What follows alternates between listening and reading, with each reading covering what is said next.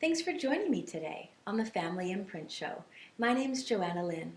I got my first question from a client named Holly who emailed in about the hurt she's experiencing even months later after finding out about her husband's affair. She asked me to address this on the show.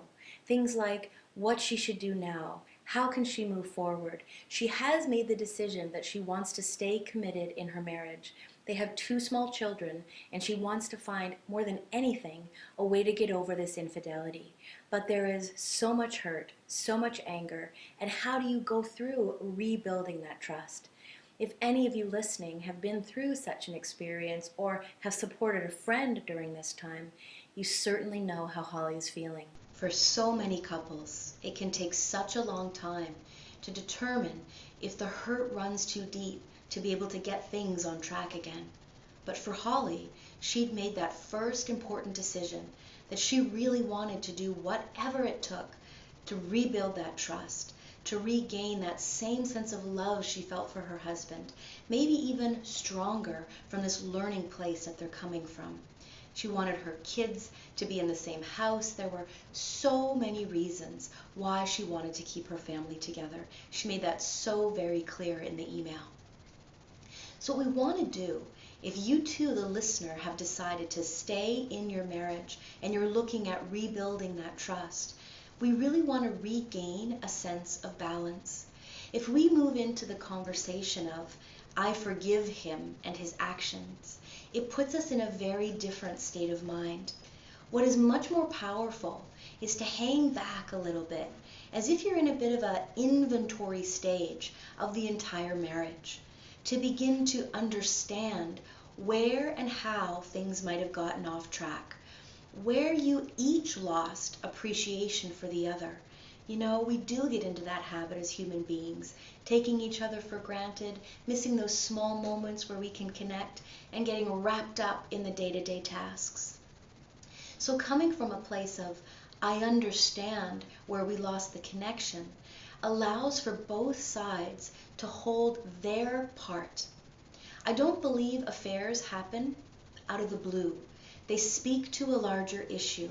And when we can actually hold the one who's been hurt, a part that says, I guess I did, put my career or the children's needs or what was going on with my health or what I was stressing about before the simple everyday connections with my partner. Now, I'm not okaying an affair, absolutely not.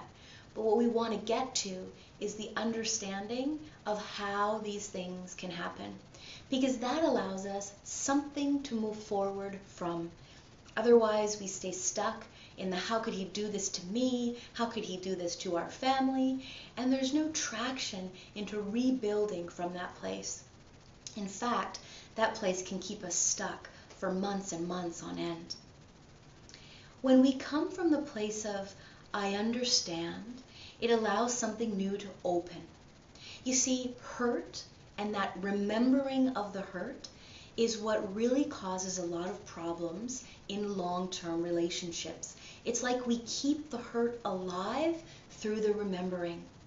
In order to find this balance that I'm talking about, my suggestion to Holly, or to any of you who are in a similar situation, would be to find that balance with your spouse by returning the hurt, but much less, with the intention of finding balance.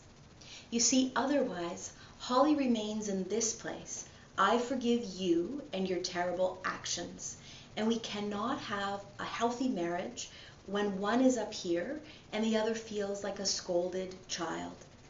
So let's say Holly were to take herself to Hawaii or go on a meditation retreat, something that she'd always wanted to do. Commit to herself in a way that feels good. I'm not at all suggesting Holly go out and have an affair or go onto some dating site. That's not what Holly wants. She wants to rebuild her marriage. And so that restating of balance says, because of my love for you, I will do this for me as a way to maintain balance in our marriage. so that we can move forward. And we each make that commitment to each other that we don't ever return to this in a fight. We throw these hurtful words back because this is still how we keep the hurt alive. A year from now, 5 years from now, it actually stops being the reference point of what happened.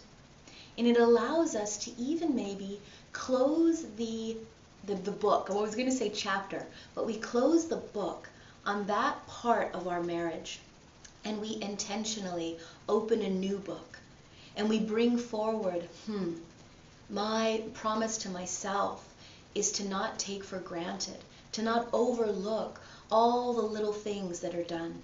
And if that can be done on both sides, how much better the whole harmony of the family works. You see, this concept of balance works when things are going well too. So if we look at adding more love into a relationship, keeping it thriving, keeping it moving forward, the idea is to notice when your spouse does something fantastic and thoughtful for you. I'm living in a cold climate right now, so when my husband shovels the walkway so my clients can come in, I think, oh, thank you. I don't have to go out in the freezing cold and do that. I get to stay inside with a warm cup of tea and get ready for my day with clients. Sometimes it's those simple everyday things that are most meaningful inside of a marriage. So instead of just thinking to myself how grateful I am, perhaps I do something that showcases my love. It's one thing to show words of appreciation, but maybe I up the ante a little bit. Maybe I find his favorite concert tickets and I surprise him with that. Or, I see his favorite color and I get him a sweater in that. And something that just lets him know, I'm thinking of you, I appreciate you. And this is how the love in a relationship continues to thrive and grow, when we have that approach of you give and I give. And this allows for the humdrum part of life not to let the love sort of take the back seat, which can happen for all of us. Let's face it, we all run busy lives. And if we have children, we're answering to the demands of that and extracurricular activities. And so we've all got so much going on. But if we can hold on to the foundation of our family, that's the couple relationship, and how we keep that love flowing and thriving, that's where we can really find the kind of love that we're all really looking for.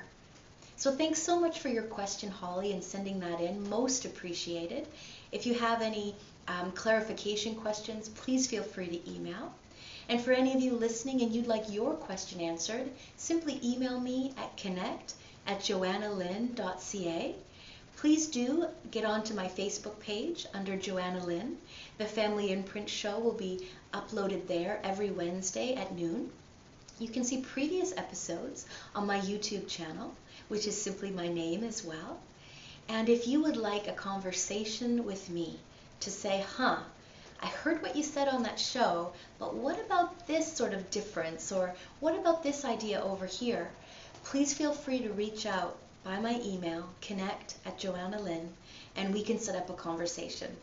Wishing you a fantastic rest of your day.